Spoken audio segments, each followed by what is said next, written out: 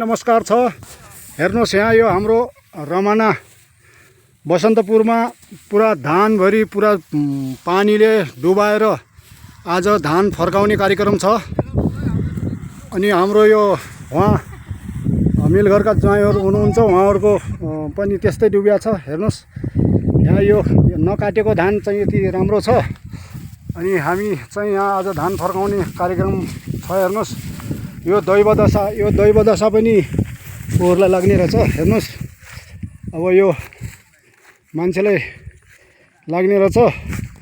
अहिलेको धान यो 5-6 दिनकोले गर्दाखेरि सबै उम्रियो। हेर्नुहोस् यो यस्तो छ। हेर्नुहोस् यहाँ हेर्नुहोस् यो सरकारले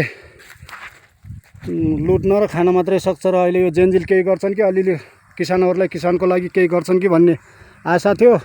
यो जुन जोगी आए पनि कानै चिरिया भन्ने उखान जस्तै हो। जुन जोगी आए पनि हामी किसानलाई त मार्ग पर्ने नै भयो।